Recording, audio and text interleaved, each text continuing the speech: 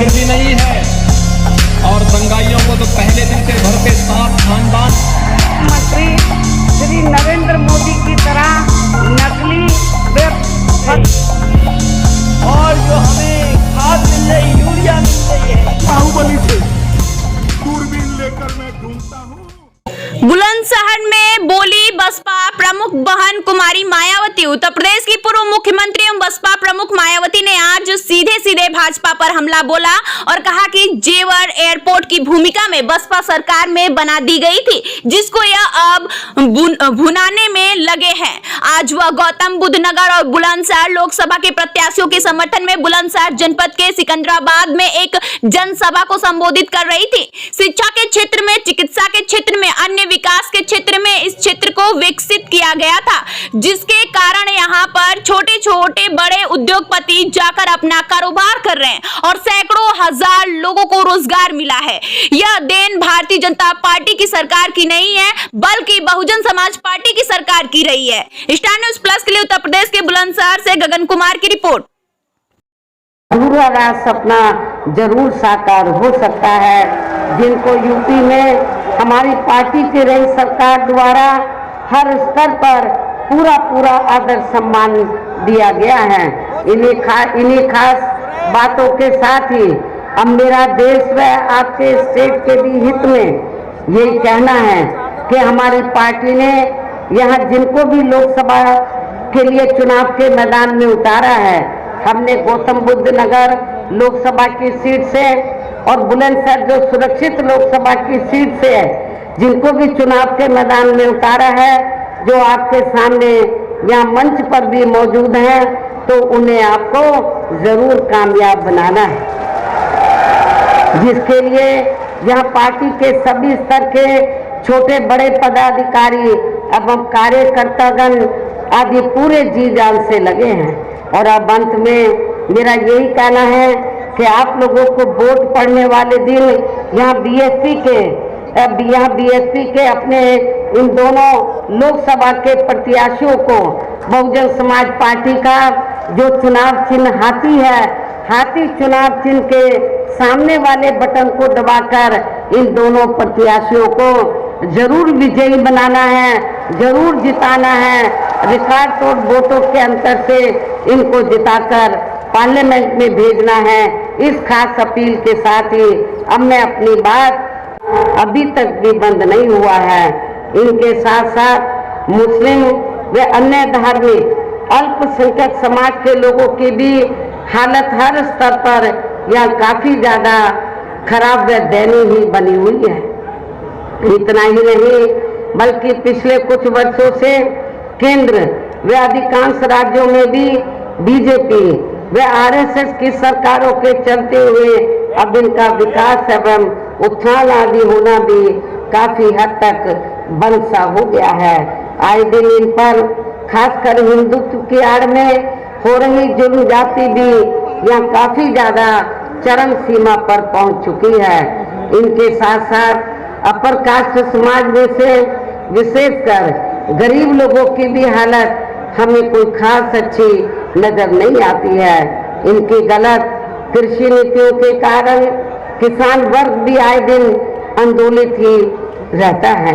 साथ ही इनकी गलत आर्थिक नीतियों की वजह से देश की अर्थव्यवस्था पर भी इसका काफी बुरा प्रभाव पड़ा है, जिससे यहाँ विशेषकर छोटे एवं मध्यम वर्गीय व्यापारी वर्ग भी काफी ज्यादा दुखी व परेशान है। और अब केंद्र में पूर्व की रही सरकारों की तरह ही वर्तमान भाजपा सरकार में भी यहाँ पूरे देश में गरीबी, बेरोजगारी एवं महंगाई आदि भी लगातार काफी ज्यादा बढ़ रही है। देश में हर स्तर पर फैला भ्रष्टाचार भी अभी तक खत्म नहीं हुआ है। साथ ही अपने देश की सीमाएं भी अभी तक पूरे तौर से सुरक्षित नहीं है। ये भी बड़ी चिंता की बात है। ऐसे में अब आप लोगों को देश में हो रहे लोकसभा चुनाव में कांग्रेस, बीजेपी व इनकी सहयोगी पार्टियों को भी केंद्र की सत्ता में आने से जरूर रोकना है। जिनकी गलत नीतियों व गलत कार्य प्रणाली आदि को आप लोग काफी हद तक आजमा भी चुके हैं। ऐसी स्थिति में अब ये विरोधी पार्टियां इस चुनाव में भी किस्म किस्म के साम दाम दंड भेद आदि अनेकों हथकंडे इस्तेमाल करके केंद्र की सत्ता में आने की भी पूरी कोशिश में लगी है।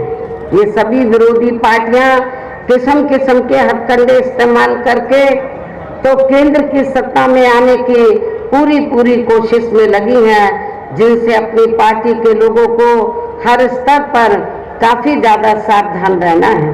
और इस मामले में विरोधी पार्टियां अपने अपने पक्ष में हवा बनाने के लिए खासकर मीडिया, ओपिनियन पोल व सर्वे आदि का जो बड़े पैमाने पर इस्तेमाल कर रही हैं, तो उनसे भी अपनी पार्टी के लोगों को बिल्कुल भी गुमराह नहीं होना है।